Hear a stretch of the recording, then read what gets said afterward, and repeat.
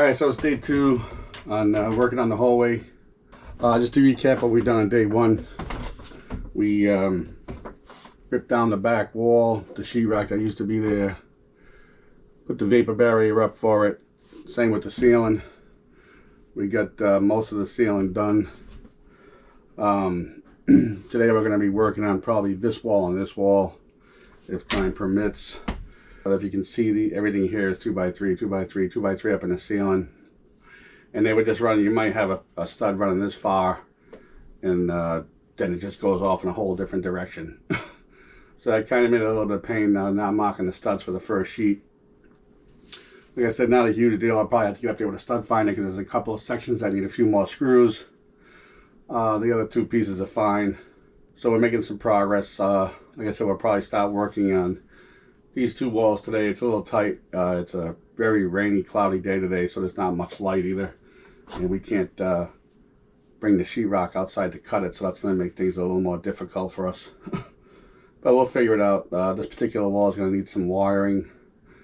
Redo some wiring and change some switches, which might take a little time, because some of the boxes in the wall are 2x4 boxes.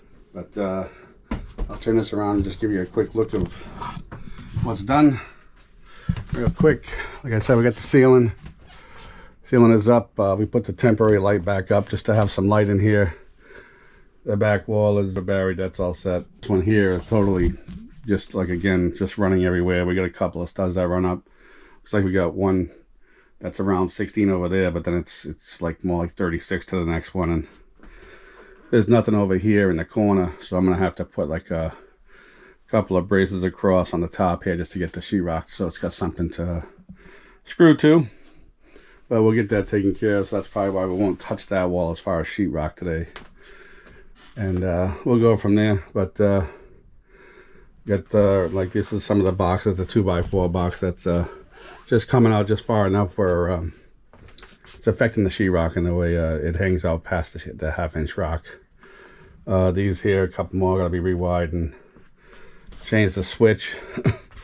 I may or may not do that today, as long as the boxes are flush with the sheetrock. I may do the switches later, just to save time.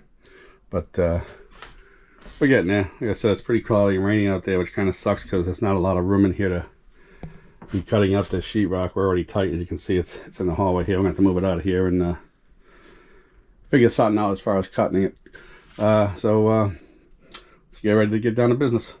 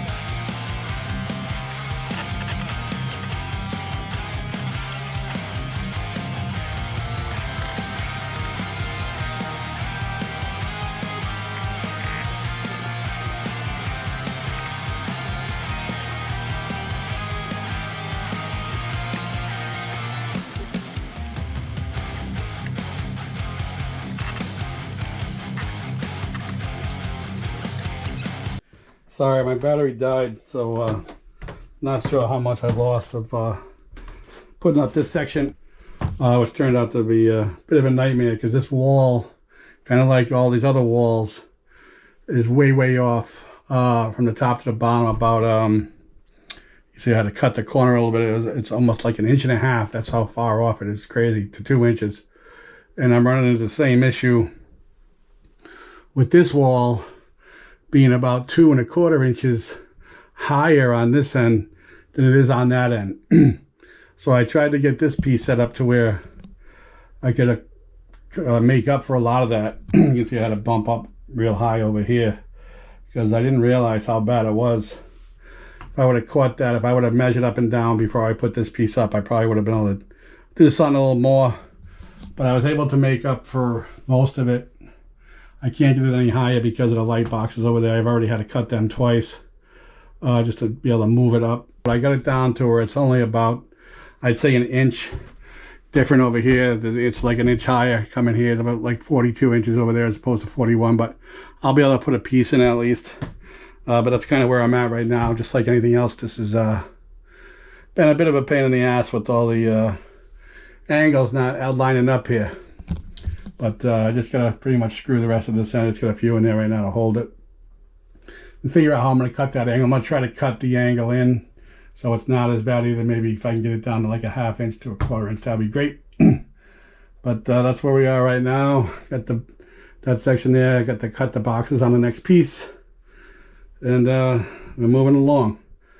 But that's where I'm at. And like I said, I lost the battery, so I'm not sure if you even saw any of this piece.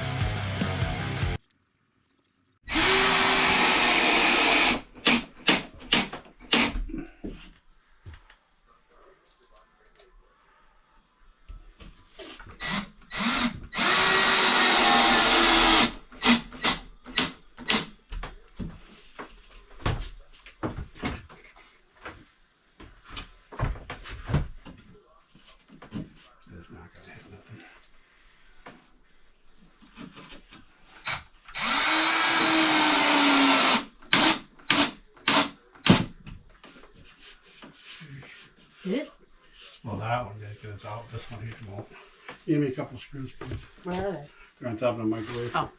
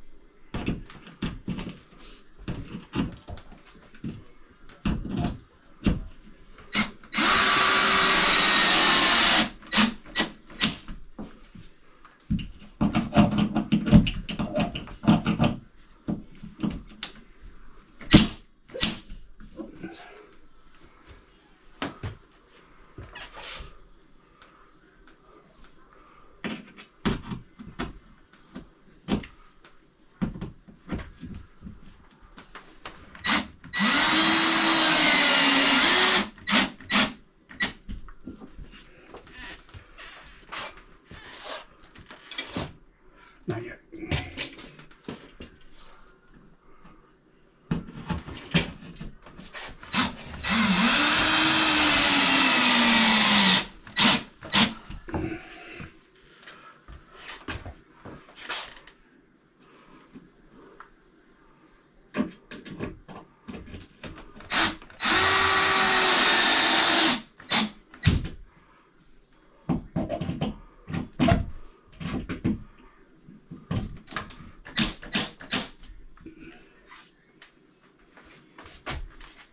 Sure.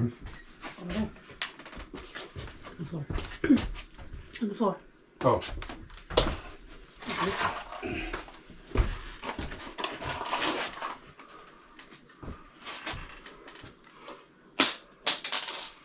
Do it.